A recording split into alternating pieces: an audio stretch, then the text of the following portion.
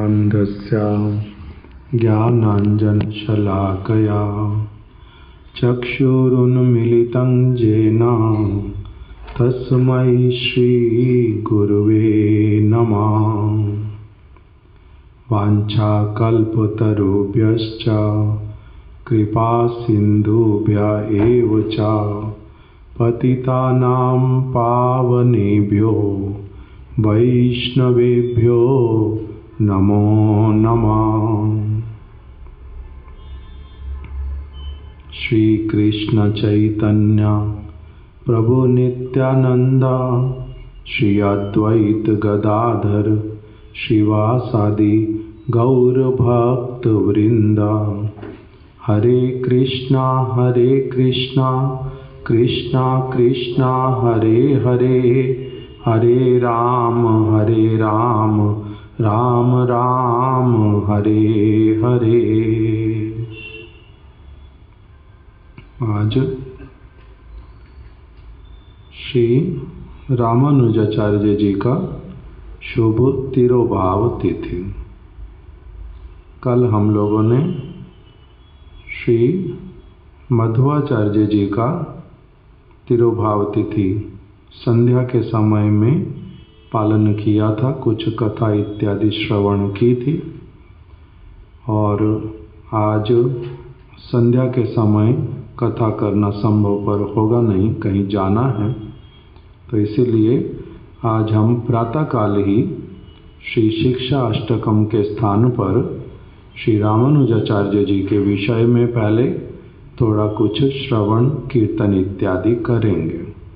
उनके श्री चरण कमलों में अपनी जो पुष्पांजलि वो प्रदान करने का कुछ चेष्टा करेंगे, प्रयास करेंगे। हमारे गुरुदेव श्री श्रीमद भक्ति वेदांत नारायण गोस्वामी महाराज जी ने एक ग्रंथ प्रकाशित किया था, 4 वैष्णव आचार्य।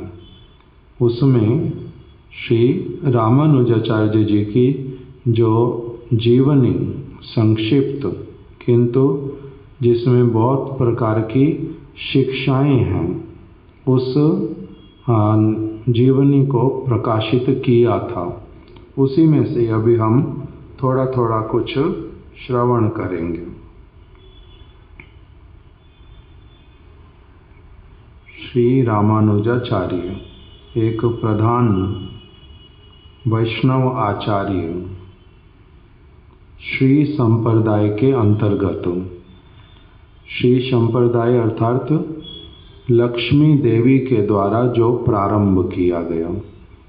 4 सात्वत संप्रदाय हैं। ब्रह्म, श्री,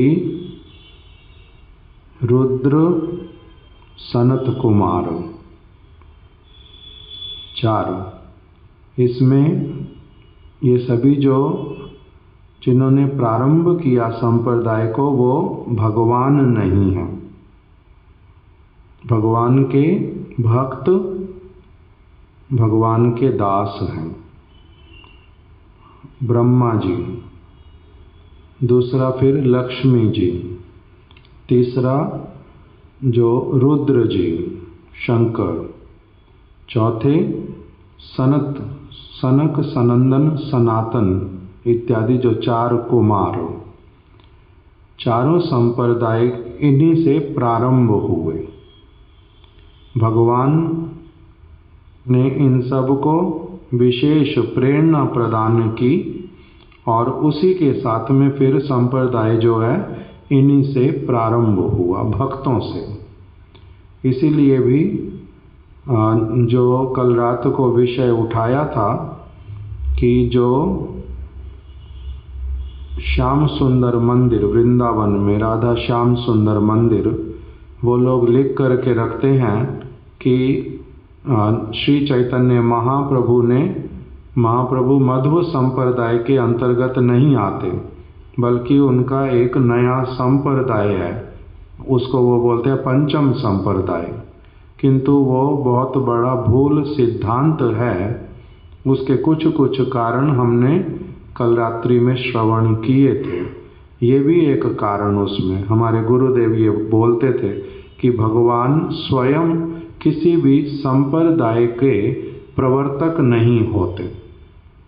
भगवान स्वयं श्री चैतन्य महाप्रभु वो स्वयं भगवान है, इसीलिए वो किसी नए संप्रदाय का प्रवर्तन अपने आप से नहीं करते। भगवान नहीं करते किसी संप्रदाय का प्रवर्तन।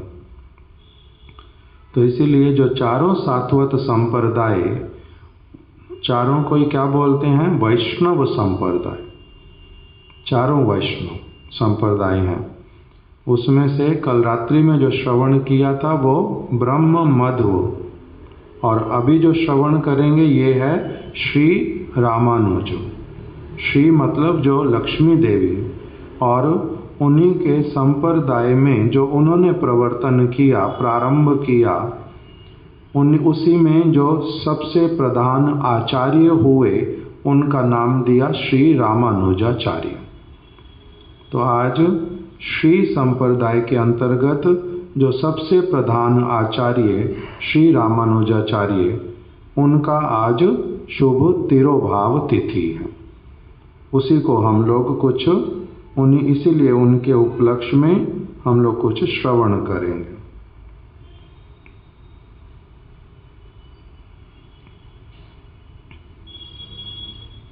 पहले तो श्रील गुरुदेव ने उनका किस प्रकार से जन्म इत्यादि हुआ वो बतलाया कि उनका जन्म जो है वो चेन्नई के पास में, अभी मद्रास पहले बोलते थे, अभी बोलते हैं चेन्नई।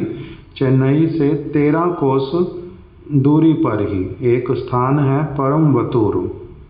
परमवतूर में श्री रामानुजाचार्य जी आविर्भूत हुए थे। इनके पिताजी का नाम श्री केशव आचार्य था और इनकी माता का नाम कांतिमती था। उनको उपलक्ष्य करके ये आविर्भूत हुए थे। और इनका जो नाम वो क्या रखा गया, ऐसे तो इनको कहते हैं ये संकर्षण शक्ति हैं। श्री रामानुजाचार्य संकर्षण शक्ति, अर्थात नाम से ही पहले इनके जो मामा जी, उन्होंने इनका नाम रखा था इनको देख करके, और इनके मस्तक के ऊपर जो सारे चिन्ह, हाथों के जो लाइनें, इन सब को देख करके उन्होंने क्या नाम रखा था कि इनके सारा कुछ लक्ष्मण के साथ में मिलता है। भगवान रामचंद्र के भाई जो लक्ष्मण, उनके जैसा ही इनका पूरा जन्म, लग्न, पत्री इत्यादि सारा उनके जैसा मिलता है। इसलिए इनका नाम क्या रख दिया था? लक्ष्मण देशिक। इनका नाम रखा था लक्ष्मण देशिक। पहले इनका नाम यही उनके घर पर था, लक्ष्मण देशिक। बाद में फिर रामानुज जब इनका नाम हुआ, ये सन्यास का नाम। रामानुज भी वही का वही अर्थ निकलता है, राम के अनुज, भगवान राम के अनुज। लक्ष्मण का ही दूसरा नाम क्या हो गया? रामानुज, राम जी के अनुज जो हैं। जो इनके मामा जी वो बहुत बड़े वैष्णव थे, और वो श्री यामुनाचार्य जी से दीक्षित थे।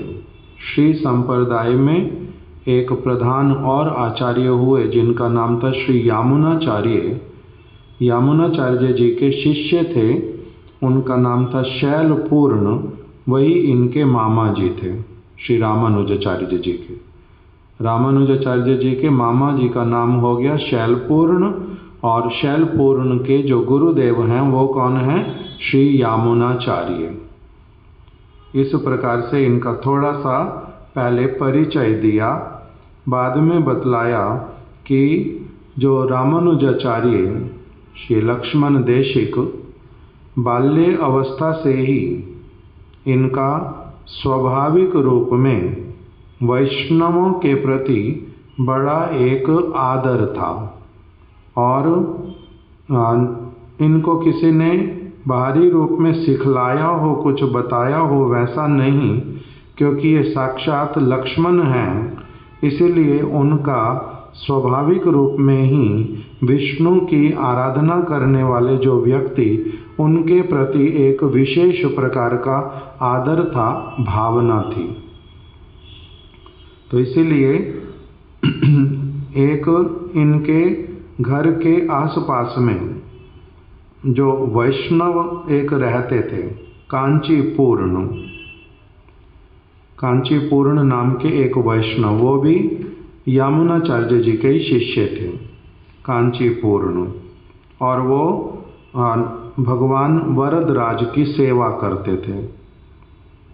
कांचीपुरम में एक बहुत विशेष भगवान का मंदिर है, श्री वरदराज। वहीं पर ये कांचीपूर्ण जी जो है सेवा करते थे और उनका जन्म जो है वो बहुत निम्न कुल में हुआ था। जैसे शिला हरिदास ठाकुर जी के विषय में सुनते हैं, जाति कुल आदि सब निरर्थक बुझाइते, जन्मिलेन हरिदास यवन कुलेते। जाति कुल इत्यादि ये सब क्या है? निरर्थक। जाति कुल आदि सब निरर्थक बुझाइते, जन्मिलेन हरिदास, हरिदास ठाकुर ने इसलिए यवन कुल में जन्म लिया था कि निम्न कुल में जन्म लेने पर भी यदि कोई व्यक्ति भगवान का भजन करता है तो वो उसके जाति इत्यादि को नहीं देख करके उनका जो भगवद भक्ति के कारण उनका जो परिचय कि वो वैष्णव हैं, विष्णु के भक्त हैं, वही परिचय उनका मुख्य परिचय होता है। तो इसी चीज को जो श्री रामानुजाचार्य इन्होंने पूरी तरह से देखा कि ये जो कांचीपूर्ण हैं, यद्यपि ये कांचीपूर्ण क्योंकि इनके घर के आगे से वो आते जाते थे, कांचीपूर्ण जी वैष्णव हैं, जन्म यद्यपि निम्न कुल में हुआ था, और वो जब अपने घर से वरदराज जी जो मंदिर उसमें ठाकुर जी की सेवा करने के लिए जाते थे, दर्शन करने जाते थे, तो लक्ष्मण देशी के घर के आगे से आते जाते थे। तो ये उनमें इन्होंने उनको नित्य प्रति उनके दर्शन करते थे रामानुजाचार्य, और इसीलिए इन्होंने क्या किया कि एक दिन उनको अपने घर पर निमंत्रण किया, बात करके उनको रोका बीच में, उनसे बातचीत करके उनको प्रार्थना की जे आप कृपा करके हमारे घर पर भोजन इत्यादि स्वीकार करो। तो उन्होंने देखा कि ये तो ब्राह्मण कुमार, रामानुजाचार्य जी का जन्म जो है ब्राह्मण कुल में हुआ था, तो इन्होंने उनको बुलाया और अपने यहाँ पर भोजन इत्यादि करवाया, और फिर उनके चरणों को उनको कहा कि आप कृपा करके कुछ समय यहाँ पर विश्राम करो, मेरे को अपने चरण इत्यादि जो हैं ये दबाने दो, पलटने दो। उन्होंने बड़ा संकोच किया, भोजन तो कर लिया, ये ब्राह्मण लोग हैं, भोजन कराना चाहते, तो मैं भोजन तो उन्होंने कर लिया, किंतु जब ये उनके चरण इत्यादि दबाना चाहते हैं तब उनको बड़ा संकोच हुआ, बड़ा संकोच किया। तो इन्होंने कहा, रामानुजाचार्य जी ने उनको कि आप ऐसा क्यों संकोच कर रहे हैं? उन्होंने उत्तर दिया, मैं तो अत्यंत नीच शूद्र हूँ, अतएव ब्राह्मण के पुत्र के लिए मेरे जैसे शूद्र की सेवा करना उचित नहीं है, इसलिए मैं संकोच कर रहा हूँ। और फिर जो लक्ष्मण देशिक, इन्होंने बड़ा दुख करते हुए कहा कि प्रभो, वैष्णव तो कभी शूद्र होते नहीं, वैष्णव का इस जगत के जाति इत्यादि से कुछ लेना देना होता नहीं। वैष्णव जो हैं वो तो सभी के गुरु होते हैं, वो सभी के पूजनीय होते हैं। और उन्होंने बचपन में ही उन्होंने उदाहरण दिया कि तिरुपान अलवर चंडाल कुल में जन्म लेके भी ब्राह्मणों के पूजनीय हुए थे। एक अलवर हुए, अलवर मतलब एक श्री संप्रदाय के अंतर्गत महान जो आचार्य होते हैं, बहुत श्रेष्ठ, उनको कहते हैं अलवर। तो उन्होंने नाम लिया कि श्री संप्रदाय में एक तिरुपान अलवर नाम के जो वैष्णव हुए वो इतने श्रेष्ठ कि सारे वैष्णव लोग भी उनके चरणों की आराधना ही तो करते हैं। तो इसीलिए आपका भी भले ही जन्म हुआ हो शूद्र कुल में, किंतु क्योंकि आप वैष्णव हैं इसीलिए मैं ब्राह्मण हूँ तो क्या हुआ, आप मेरे भी पूजनीय हैं, मेरे को भी आपकी सेवा करनी चाहिए। और आप भी कृपा करके बिना किसी संकोच के मेरी सेवा को स्वीकार कीजिए। इस प्रकार से इन्होंने जो है अपना सिद्धांत प्रारंभ से ही बड़ा स्पष्ट रखा। जैसे शिला प्रभुपाद जी ने, अब श्री रामानुजाचार्य जी का कितना समय पहले हैं प्रभुपाद जी से, लगभग 1000 वर्ष पहले। उस समय भी उसी प्रकार की अवस्था थी और 1000 वर्ष के बाद में भी फिर वही की वही अवस्था थी कि प्रभुपाद जी को ये स्थापित करना पड़ा कि वैष्णव होने पर फिर जाति कुल इत्यादि का कोई विचार नहीं रहता। उन्होंने क्या उदाहरण दिया प्रभुपाद जी ने, मिट्टी की सोने वाली कटोरी। इसका कोई, इस वाक्य का कोई मतलब ही निकलता नहीं है।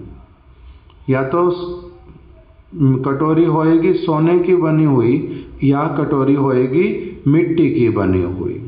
मिट्टी की कटोरी या सोने की कटोरी, मिट्टी वाली सोने की कटोरी, ये कोई बात होती ही नहीं है। तो इससे जब एक व्यक्ति वैष्णव हो गया तब उसके बाद में उसका जो कौन सा कुल, कौन सी जाति, ये कोई भी विचार रहता नहीं। और वो जाति कुल इत्यादि में जो सबसे श्रेष्ठ भी माने जाते ब्राह्मण, उनके भी वो पूजनीय होते हैं, आदरणीय होते हैं। और उनको उनके पूर्व आश्रम वाले जाति इत्यादि के साथ में संबंध युक्त होकर के कुछ देखना कहना वो अपराध की श्रेणी में आता, दोष की श्रेणी में आता है। श्री रामानुजाचार्य जी के ये वाले जो विचार, इसी को ही शिला प्रभुपाद जी ने पुनः पुनः कीर्तन किया था। तो एक तो हुआ ये उनके बाल्य अवस्था का कि वो प्रारंभ से ही कैसे थे, वैष्णवों की सेवा करने वाले और उनको सबके पूजनीय मानने वाले। दूसरा फिर बतलाया कि उन माता पिता के आग्रह से इन्होंने गृहस्थ आश्रम में प्रवेश किया और इनके पिताजी का उसी समय ही देहांत हो गया। ये अपनी माता और पत्नी के साथ में घर पर रहने लगे। उसी समय इनका इच्छा हुआ कि मैं शास्त्र अध्ययन करूं। इन्होंने श्रवण किया कि कोई एक व्यक्ति जिनका नाम है श्री यादवाचार्य, उनके पास जाकर के संस्कृत की शिक्षा, शास्त्र अध्ययन इत्यादि मैं करूँगा। उनके पास में चले गए कांचीपुरी में और वहीं पर उनके साथ रहने लगे।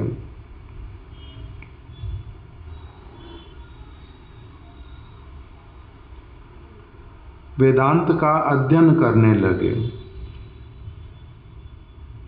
जो यादवाचार्य जी थे वो मंत्र शास्त्र में कुशल थे, मंत्र शास्त्र में।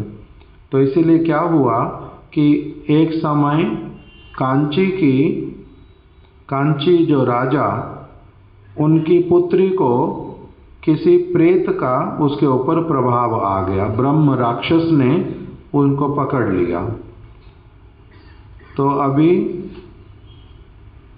जो राजा, उनको पता चला कि मंत्र शास्त्र में जो कुशल है यादवाचार्य, उनको बुलाने से वो इस ब्रह्म राक्षस को मेरी पुत्री के शरीर से अलग कर देंगे। इसलिए उन्होंने बुलाया श्री यादवाचार्य जी को। और जब यादवाचार्य जी आए राजमहल में, तो वो अपने साथ में लक्ष्मण देशिक को लेकर के आ गए। ये तुम्हारे को भी मैं जो ये मंत्र शास्त्र साक्षात रूप में शिक्षा प्रदान करूँगा, तुम देखना कैसे करते हैं।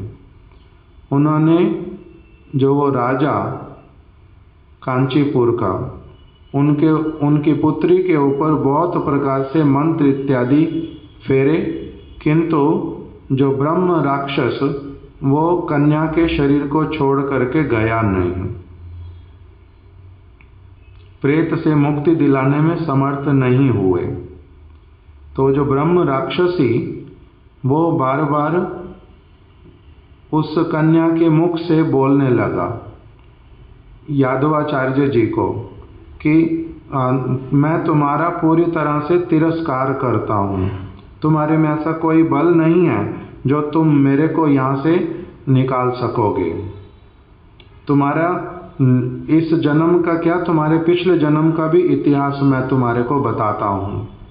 तुम पिछले जन्म में गोसाप थे।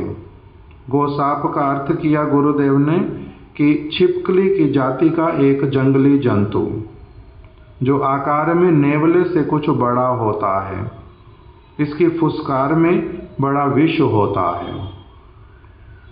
तो वो प्रेत ने उनको बता दिया यादवाचार्य जी को कि आप तो विषैले व्यक्ति, आप स्वयं ही पिछले जन्म में क्या थे, गोसाप थे, और आपके भीतर में ऐसा कोई बल नहीं है जो आप मेरा उद्धार कर सको, मेरे को यहाँ से निकाल सको। आप नहीं निकाल सकोगे। आपका ये जन्म जो है थोड़ा सा सुधर गया, मनुष्य शरीर भी मिला, ब्राह्मण कुल में जन्म भी हो गया। क्यों हुआ?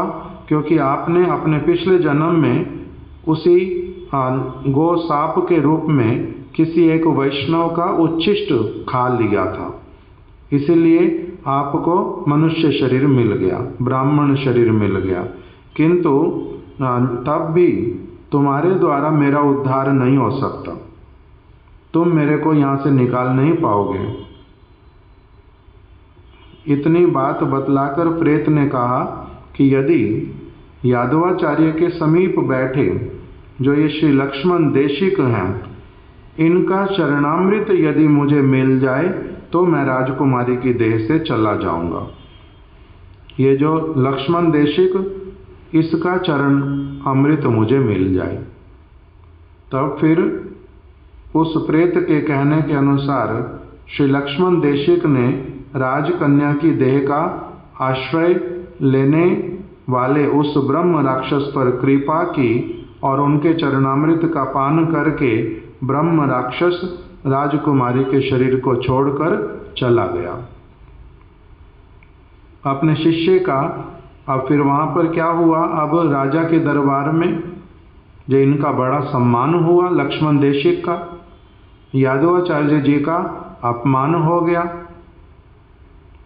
तुम्हारे उनको तो प्रेत ने बोल ही दिया, तुम्हारे द्वारा मैं यहाँ से जा नहीं सकूंगा, तुम मेरा उद्धार नहीं कर पाओगे।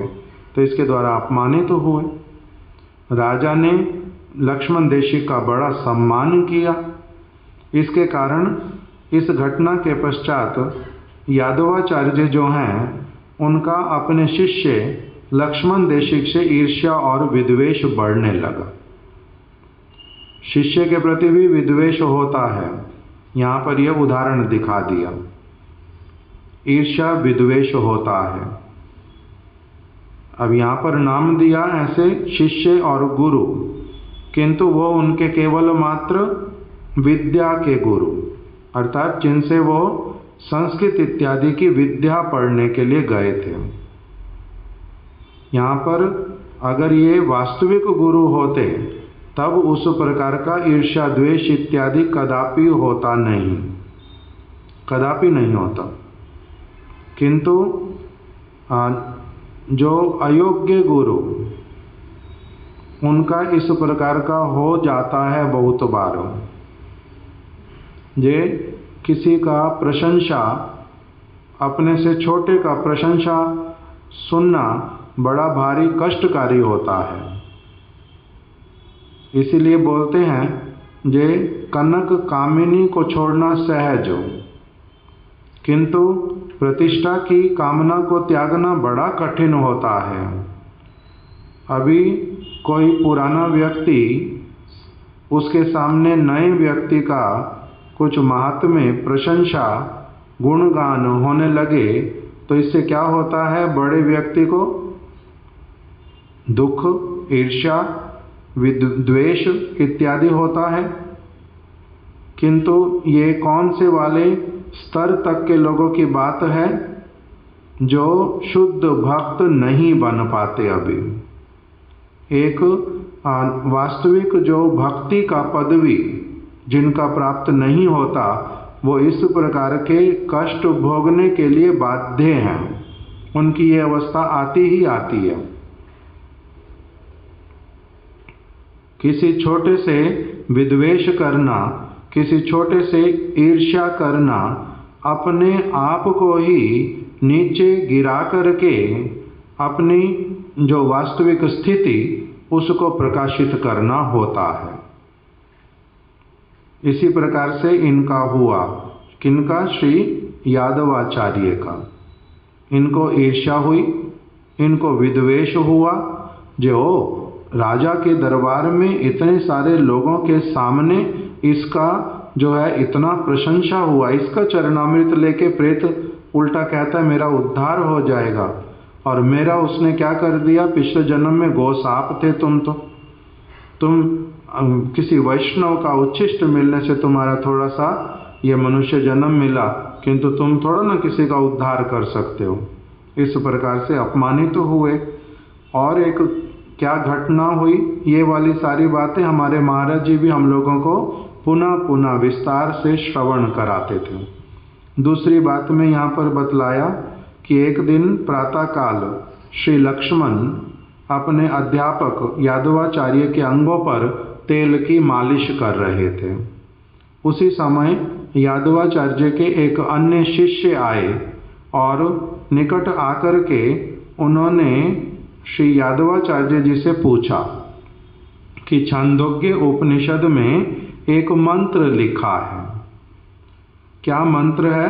तस्य यथा कप्यासम पुंडरीक मेवा माक्षिणी। ये एक मंत्र है छांदोग्य उपनिषद का। इस मंत्र में जो शब्द आया है कप्यासम, इसका संस्कृत भाषा के अनुसार गुरुदेव क्या अर्थ होगा, उसने पूछा।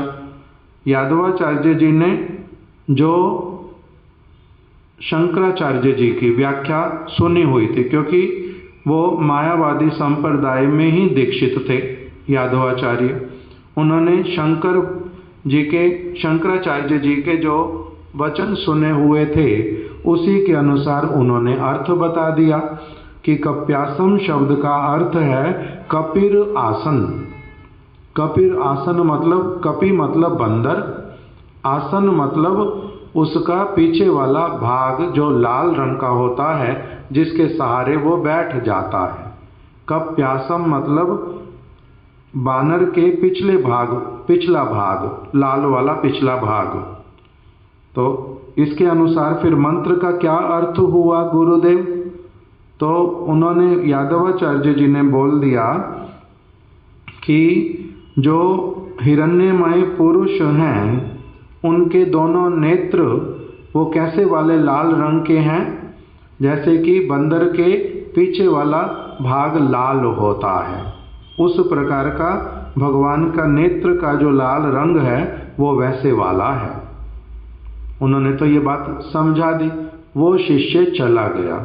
किंतु लक्ष्मण देशिक जो हैं उस मंत्र की ऐसी व्याख्या सुन करके इनको बड़ा दुख हुआ, आंखों से आंसू निकले और इनको बिना पता चले ही वो 2-4 बूंद आंसू की जो यादवाचार्य जी उनके शरीर पर वो पड़ गई और उनको एकदम से गरम गरम जो ये बूंदें पड़ी।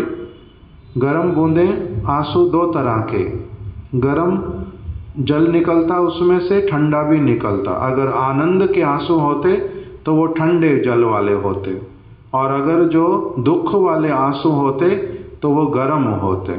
तो उनका गर्म जब अंग में लगा जल अश्रु वाला तो यादवाचार्य जी ने एकदम से नेत्र खोल के, ये लक्ष्मण देशिक, बिना किसी बात के तुम्हारा किस लिए इस प्रकार का दुख वाला रोना हो रहा है, दुख वाले अश्रु तुम्हारे ये क्यों निकल रहे हैं?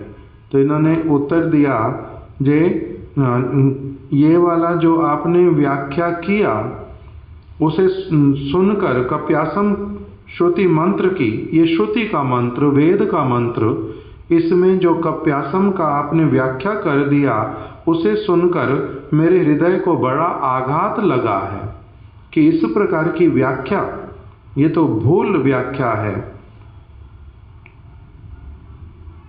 यादवाचार्य जैसे ही उन्होंने ये सुना एकदम से बड़ा क्रोध करने लगे। जो मूर्ख बालक शंकराचार्य जी की व्याख्या में दोष देखता है और कहता है कि उसमें भूल हुई है, ये अच्छी व्याख्या नहीं हुई। मूढ़, तो आचार्य शंकर की व्याख्या में दोषारोपण कर रहा है। तुम्हारा इतना साहस, यदि तुम में शक्ति है तो तुम मुझे बताओ तो कि इस व्याख्या के अतिरिक्त और क्या व्याख्या हो सकती है इस कप्यासम शब्द की। जब उसने ऐसा बोला यादवाचार्य ने, तब श्री लक्ष्मण देशिक ने कप्यासम शब्द का अर्थ किया कम जलम पिबती इति कपि। कप्यासम, यहाँ पर कपि शब्द का अर्थ बानर नहीं है। कपि शब्द का अर्थ क्या है? कम जलम, कम मतलब जल, पिबती जो जल को पान करता है, इति कपि अर्थात सूर्य। सूर्य क्या करते हैं? सरोवर का जल हो, गंगा का जल हो, समुद्र का जल हो, सूर्य उसको क्या कर लेते हैं? पान करते हैं। कपि, कपि शब्द का अर्थ क्या कर दिया? सूर्य। कप्यासम, तो आसम का अर्थ क्या है? आस शब्द का अर्थ क्या होता है? विकसित होना। जो सूर्य के माध्यम से विकसित होता है, सूर्य के उत्पन्न होने पर विकसित होता है, वो क्या है? कमल। सूर्य जब उदित होते हैं तो कमल साथ ही साथ में क्या होता है? एकदम से खिल उठता है।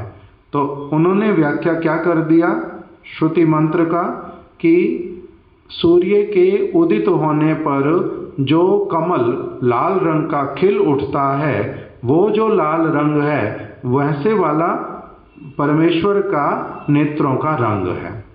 उन्होंने उस प्रकार का अर्थ किया। तो यादवाचार्य लक्ष्मण के मुख से इस अर्थ को सुनकर बोले, यद्यपि मन के भीतर में उन्होंने समझ लिया कि इसका अर्थ तो बहुत अच्छा निकल आया, इसने जिस प्रकार से इस शब्द का अर्थ किया है बहुत सुंदर अर्थ निकला। जो शंकराचार्य जी वाला मैंने अभी तक सब समय रटा हुआ था, जिसके ऊपर आस्था रखता था, वो तो खराब अर्थ निकला बहुत। अच्छा तो यही वाला अर्थ है, किंतु उनको मन में एकदम से आ गया कि ये तो व्यक्ति मेरे को नीचे अच्छे से दिखा करके ही रहेगा, इसकी तो विचार इसी प्रकार की। इसका पहले जो ब्रह्म राक्षस, उसने इसका महिमा गान किया, इसका चरणामृत लिया, ये तो कोई विशेष अलग प्रकार का प्राणी है। और अब इसने इस प्रकार का अर्थ कर दिया, शंकराचार्य के वचन में भी दोष निकाल दिया और ठीक ही किया है, गलत तो नहीं किया। मन में तो बड़े दुखी हुए, ऊपर से उसको क्या कहा कि हाँ हाँ ठीक है, तुम्हारे वाला अर्थ भी संस्कृत के अनुसार ठीक ही बना है और उनके वाला अर्थ भी ठीक ही है, किंतु मुख्य अर्थ वही है। क्यों? क्योंकि आचार्य शंकर ने कहा है, तुम्हारे वाला गौण है, इसलिए ज़्यादा मन में ये नहीं सोचना कि तुम बहुत बड़े हो गए। इस प्रकार से उनको कह दिया, किंतु मन मन में उनको असुविधा हुई। तीसरा, एक और कुछ समय के बाद में और एक बात हो गई। यादवाचार्य जी जो हैं, अन्य किसी एक समय में शंकराचार्य के भाष्य के आधार पर तैत्तिरीय उपनिषद के एक वचन को मंत्र की व्याख्या कर रहे थे, सत्यम ज्ञानम अनंतम ब्रह्म। ये एक श्रुति मंत्र है और तैत्तिरीय उपनिषद का, उसकी व्याख्या कर रहे थे, सत्यम ज्ञानम अनंतम ब्रह्म। इन्होंने जो व्याख्या की वो कर दी कैसी वाली? निर्विशेषवादियों वाली, मायावादी वाली, कि भगवान जो हैं वो ब्रह्म है, हम सभी ब्रह्म हैं। अनंत ब्रह्म कहने का अर्थ ये है कि वो अपने आप में बहुत बड़े हैं, किंतु हम सभी भी वही हैं। उन्होंने उस प्रकार का जो व्याख्या किया, कैसे वाला? जो मायावादियों के व्याख्या होती है, उसको सुनकर के भी फिर इन्होंने क्या किया? रामानुजाचार्य जी ने, इन्होंने लक्ष्मण देशिक ने उनकी उस व्याख्या में भी दोष दिखला दिए कि इसमें ये वाला दोष है, इसमें ये वाला दोष है। तब यादवाचार्य जी को पुनः पुनः क्या लगने लगा कि ये हम लोगों का सबसे बड़ा शत्रु, इसलिए समय रहते रहते कुछ उपाय निकाल लेना चाहिए।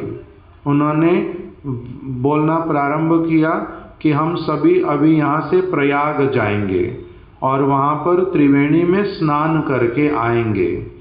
बहुत सारे शिष्यों को भी साथ में ले लिया, विद्यार्थी जो उनके पास पढ़ते थे, रामानुजाचार्य जी को भी ले लिया, ये भी उनके साथ में गए। लक्ष्मण देशिक पहले नाम है। मार्ग में लक्ष्मण देशिक को इनका मासी का बेटा वो भी साथ में गया था, गोविंद उसका नाम था। उसने बोल दिया, ये लक्ष्मण देशिक जो यादवाचार्य हैं, ये तुम्हारे वध के लिए कोई उपाय ढूंढ रहे हैं। अभी मेरे को सूत्रों से पता चला है भीतर के कि आज रात्रि में ये तुम्हारा यहाँ पर वध करवा देंगे, तो इसीलिए यहाँ से आप चले जाओ तो बहुत अच्छा हो। गोविंद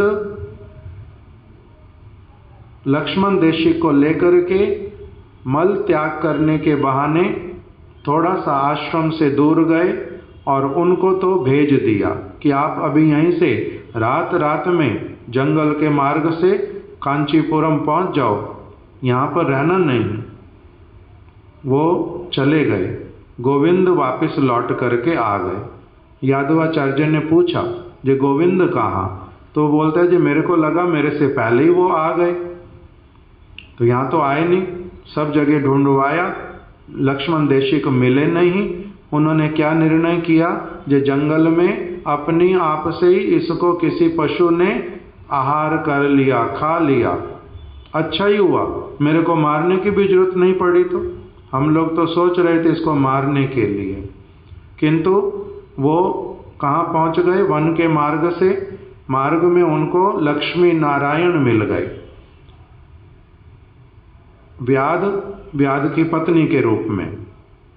और इनसे जब इन्होंने बोला, जे कहाँ जा रहे? उन्होंने कहा, हम भी कांचीपुरम जा रहे। इकट्ठे उनके चल दिए। एक स्थान पर जो व्याध की स्त्री अर्थात लक्ष्मी जी जो थी, उन्होंने इनको कहा, मेरे को जल ला करके दो। रामानुजाचार्य जी को कहा। वहीं पर ही पास में बावड़ी थी, सीढ़ी जिसमें होती हैं ऐसे वाला कुआं, वहाँ से 3 बार इन्होंने थोड़ा थोड़ा जल ला करके उनको पान कराया और फिर वो अदृश्य हो गए। फिर इन्होंने देखा कि मैं तो बहुत शीघ्र ही किसी गांव के निकट आ गया हूँ। पूछा तो उन्होंने कहा, ये कांचीपुरम में ही आप आ गए हो। तो जैसा भी हो, वो कांचीपुरम में फिर से पहुँच गए अपने घर में। हमारे महाराज जी इन कथाओं को विस्तार से बताते थे और थोड़ा सा इतिहास अलग लगता है। इस ग्रंथ में जो लिखा हुआ वो थोड़ा सा अलग लगता है। तो जैसा भी हो, मुख्य बात क्या कि महाराज जी बोलते थे जो देखो, जो अयोग्य गुरु, अयोग्य मित्र, वो इस प्रकार की जो चित्त वृत्ति, दुष्ट चित्त वृत्ति, वहाँ तक भी पहुँच सकता है। यादवाचार्य जी अपमानित हो रहे हैं, किंतु वास्तविक रूप में जो लक्ष्मण देशिक उनका अपमान नहीं कर रहे। ये तो जो वास्तविक सत्य की बात उसी को केवल उनको बतला रहे हैं। और जो ब्रह्म राक्षस के सामने भी घटना हुई, ये इन्होंने तो जानबूझ करके कुछ किया नहीं।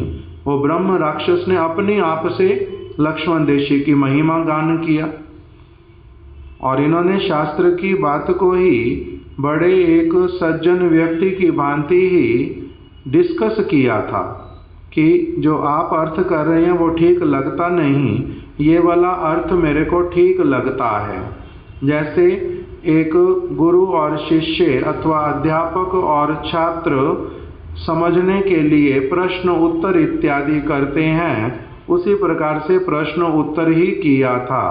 किंतु उन्होंने, क्योंकि उनका अपना जो चरित्र, उनका अपना जो स्तर, उनका अपना जो भावना वो बहुत निम्न स्तर का होने के कारण उन्होंने इसमें इनको अपना शत्रु मानना प्रारंभ किया, स्वयं को अपमानित अनुभव करने लगे और फिर इस प्रकार के एक इस प्रकार का विचार ले लिया जो इस प्राणी को ही मैं मार डालूंगा। कहाँ पर तो चींटी तक को मारना भी असुविधाजनक कहा जाता, किसी प्राणी का हत्या नहीं करना। और कहाँ फिर अपने स्वार्थ के लिए एक व्यक्ति जो इतना अच्छे प्रकार से संस्कृत जानता, इतना सारे लोगों को जो पढ़ाता और स्वयं ही कितने सारे शिष्य धारण करता, उसका इतना कलुषित चित्त वृत्ति हो सकता है कि उसके उदाहरण दिखलाए। इस प्रकार का चित्त वृत्ति जो उनको इस प्रकार से मारने तक के लिए प्रस्तुत हो गए। तो जैसा भी हो, लक्ष्मण देशिक तो कहाँ पहुँच गए? कांचीपुरम।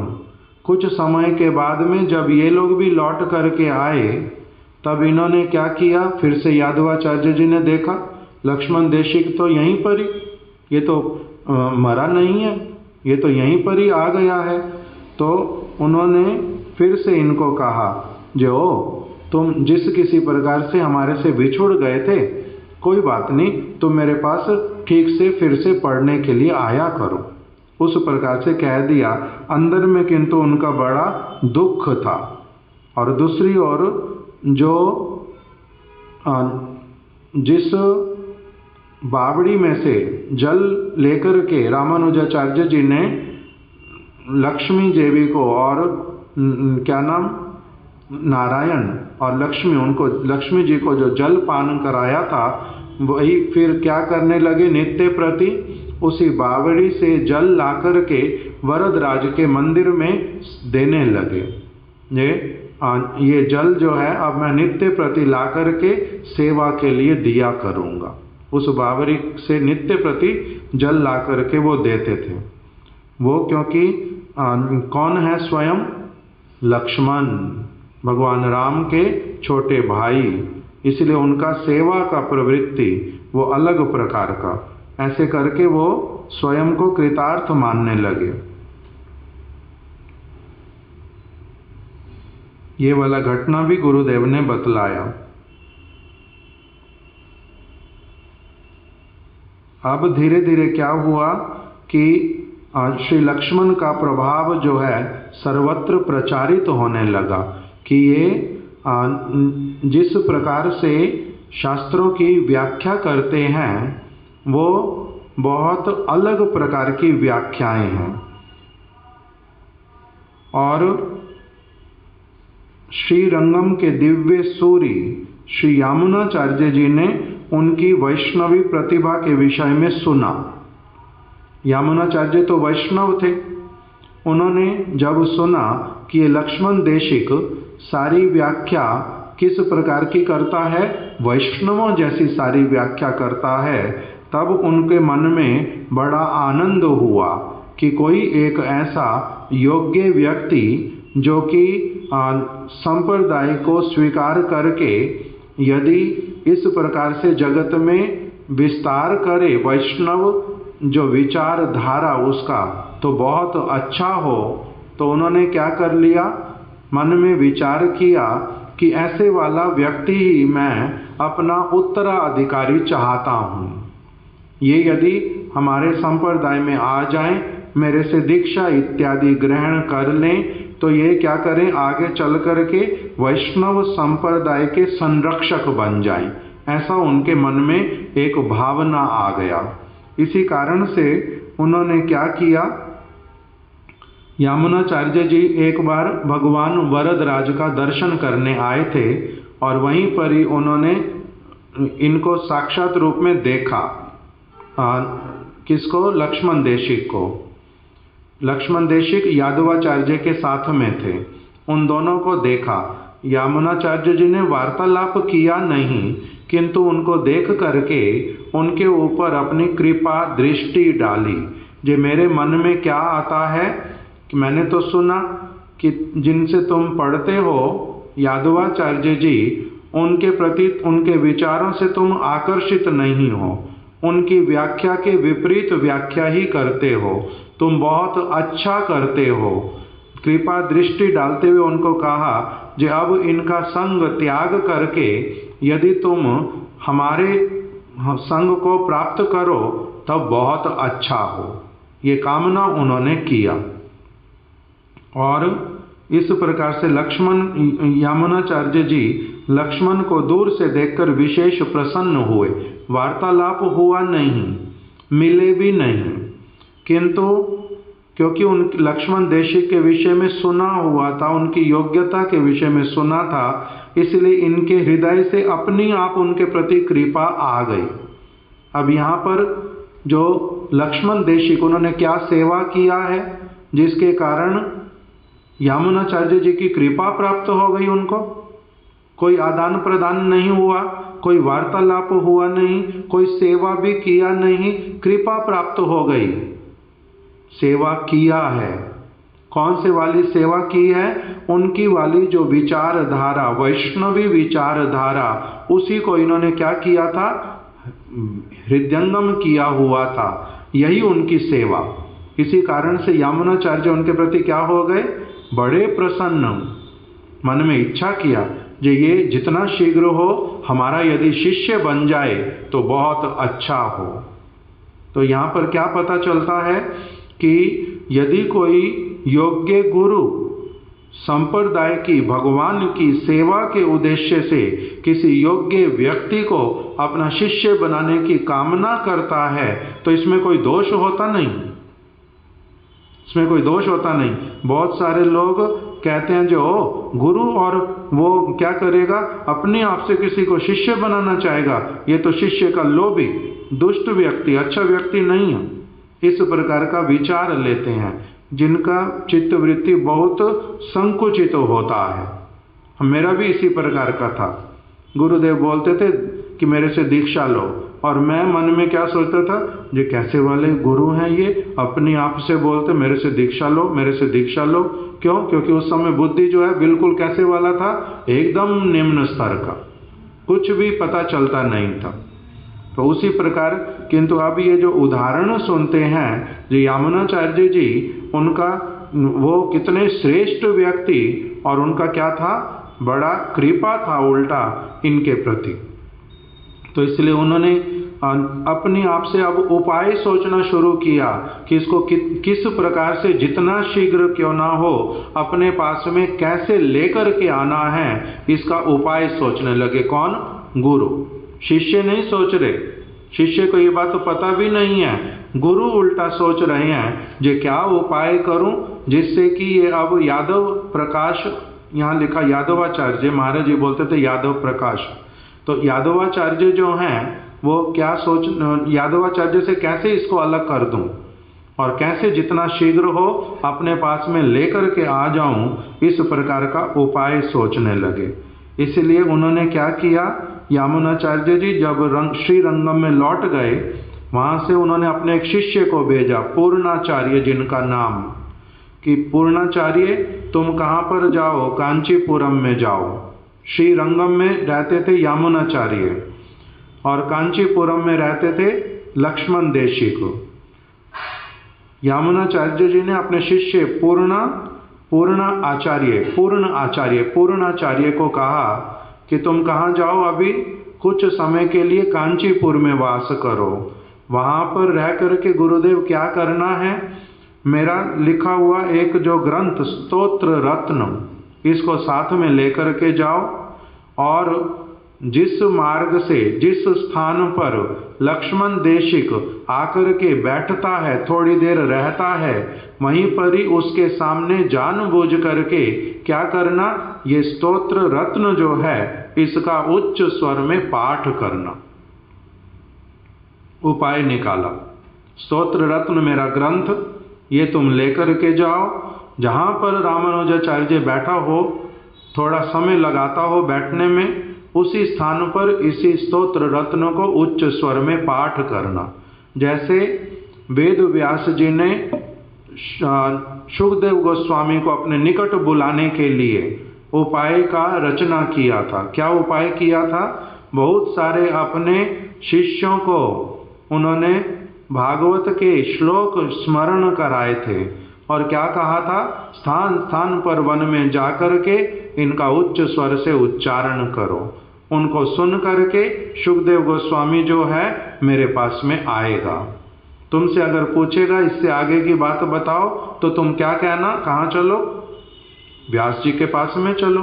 इसी प्रकार से यामुनाचार्य जी ने उपाय निकाला, अपने शिष्य पूर्णा आचार्य जी को कांचीपुरम में भेजा, लक्ष्मण देशिक वहां पर रहता है, वहीं पर ही क्या करना, जहां देखोगे सुयोग मिले वो बैठता है, उसके आसपास में ये स्तोत्र रत्न को उच्च स्वर से पाठ करना। तो ये उस स्तोत्र रत्न को पाठ करते और रामानुजाचार्य के कान में पड़ता। पूर्णाचार्य के मुख से ये सब सुन करके उन्होंने क्या किया, लक्ष्मण देशिक ने पूर्णाचार्य के पास आ गए, जी आप ये इतने सुंदर सुंदर जो वचन ये कौन से ग्रंथ में से पढ़ते हो आप, ये ग्रंथ किसने लिखा है, जिन्होंने लिखा है क्या वो अभी इस जगत में हैं, क्या मैं उनसे मिल सकता हूँ। इस प्रकार से उनके मन में लोभ जागृत हुआ, पूर्णाचार्य जी के साथ में संबंध हुआ, मित्रता हो गई। अब पूर्णाचार्य जी इनको लेकर के कहाँ पहुँच गए, श्रीरंगम में। श्रीरंगम में जब पहुँचने ही वाले थे, कावेरी के तट पर, दूसरे तट पर इन्होंने देखा बहुत भीड़ श्रीरंगम वाली ओर, तो इन्होंने जब सुना कि यामुनाचार्य जी अब प्रकट हो गए, इसलिए उनको कावेरी में स्नान कराने के लिए लाए हैं। भीड़ बहुत अधिक है, दुखी तो मन में बहुत हुए और फिर पूर्णाचार्य जी को प्रार्थना की, जे आप तो उनके शिष्य हैं, मेरे ऊपर कृपा करके इस भीड़ में भी मेरे को उनके निकट में एक बार ले चलो, मेरे को उनके दर्शन करा दो। उन्होंने दर्शन कराए, लेकर के गए, तो जब वहाँ पहुँचे तब इन्होंने देखा यामुनाचार्य जी की 3 अंगुली जो हैं वो बंद हैं। तब इन्होंने सभी से पूछा, निकट में खड़े हुए लोगों से, जो इनका देह जब त्याग दिया तो हाथ कैसे होना चाहिए, पूरा खुला हुआ, किंतु इनके तो 3 अंगुली जो हैं ये अभी जकड़ी हुई हैं, इसका क्या कारण है। उनमें से कोई भी बता पाया नहीं। हाथ को ठीक करने के लिए गए तो अंगुली सीधी कर नहीं पाए। तब इन्होंने अपनी आप से कहा कि यामुनाचार्य जी की 3 अंगुलियों को बंद अवस्था में देखा और अपनी विद्वद प्रतीति के द्वारा, अर्थात विद्वद प्रतीति क्या होती है? इनका ऐसे वाला एक स्वतः सिद्ध ज्ञान, इनके लक्ष्मण होने के कारण, संकर्षण तत्व होने के कारण, सर्वज्ञ होने के कारण इसको बोलते हैं विद्वद प्रतीति से। जो इनका अपना जो स्वाभाविक भगवद शक्ति है उसके प्रभाव से इन्होंने समझ लिया जे ये महात्मा जो हैं ये तीन विशेष जगत का मंगल करने वाले कार्य करना चाहते हैं। इनके मन का अभिष्ट वो वाला है किंतु ये कर नहीं पाए, वो अपूर्ण रह गया, इसीलिए इनके ये तीन अंगुलियां बंद हैं। इन्होंने सबके समक्ष में ही इन्होंने क्या किया? उनकी तीन अपूर्ण इच्छाओं को अपने मुख से वर्णन किया और प्रतिज्ञा की कि मैं ही आपकी इन तीन कामनाओं को पूर्ण करूंगा, आप निश्चिंत हो जाओ। क्या पहला क्या कहा कि मैं श्री वैष्णव मत को ग्रहण करूंगा और अज्ञान से मोहित जो जीव हैं इनको पंच संस्कार से संपन्न करूंगा और शरणागति धर्म में दीक्षित करूंगा। पहली प्रतिज्ञा क्या किया कि मैं, आपकी इच्छा थी कि लक्ष्मण देशिक क्या करे? वैष्णव मत को स्वीकार करे। मैं इस वैष्णव मत को अवश्य ही ग्रहण करूंगा और पंच संस्कार में संपन्न होऊंगा, अर्थात मंत्र इत्यादि भी सुनूंगा, यद्यपि आप ही मेरे गुरु, किंतु किसी और से भी, आपके ही आश्रित व्यक्ति से मंत्र मैं स्वीकार करूंगा और फिर मैं ही सारे जगत में शरणागति की शिक्षा प्रदान करके शिष्य भी बनाऊंगा। ये जैसे इन्होंने कहा तो उनकी एक अंगुली खुल गई। फिर इन्होंने दूसरी बात बोली कि जगत जीवों के कल्याण के लिए मैं परम तत्व का संग्रह करूंगा और वेदांत के सूत्र का भाष्य रचना करूंगा, श्री भाष्य। जब इन्होंने ये बात बोली तब यामुनाचार्य जी की दूसरी उंगली सीधी हो गई।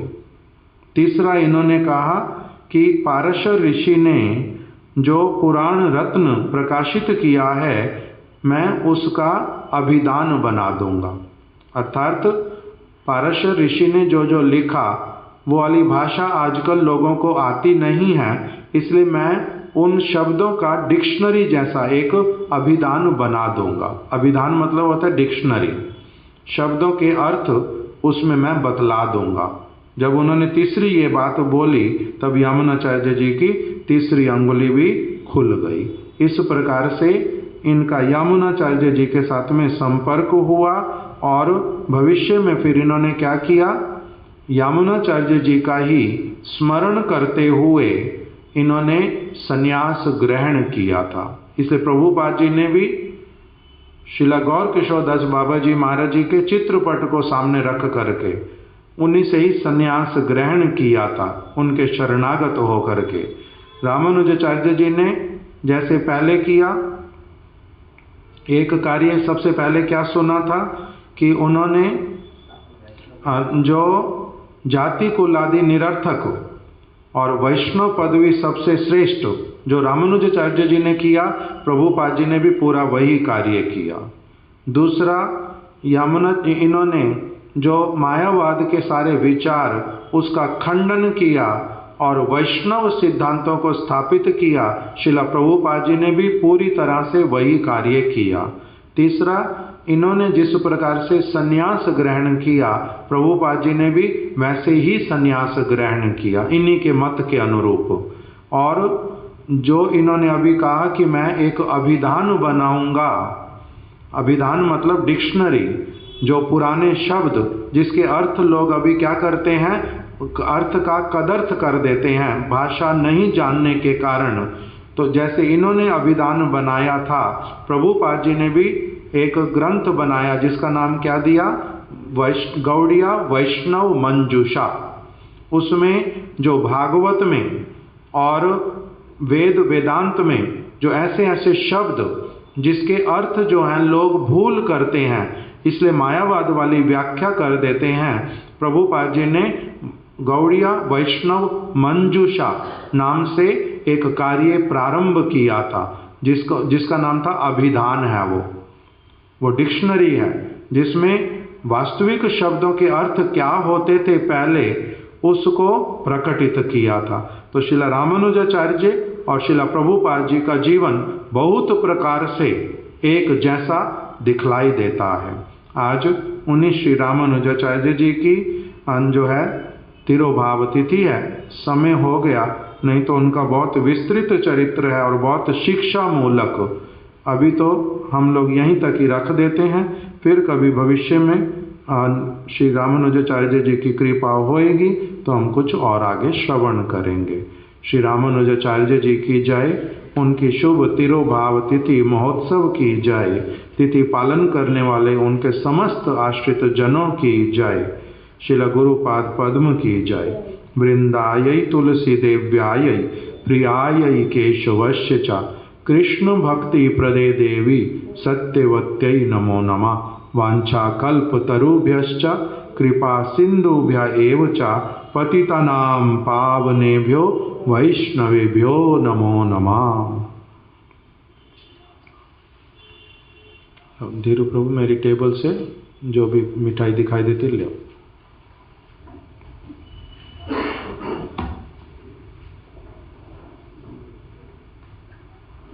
हे रमणी मोहन प्रभु, आपको ईर्ष्या द्वेष होता लोगों से हैं?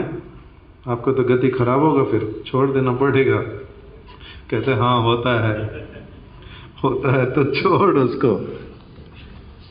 जिस समय होए श्रील रामानुजाचार्य जी को याद करो, नहीं तो यादवाचार्य को। यादवाचार्य किंतु बाद में उनके शिष्य बने, उनसे दीक्षा लिया, अपना भूल स्वीकार किया और फिर उन संन्यास लिया। उनका नाम फिर हुआ श्री गोविंद आचार्य हैं। हाँ, बाद में फिर अप्रकट भी हुए रामानुजाचार्य जी के सामने, किंतु इस प्रकार से दीक्षा लिया।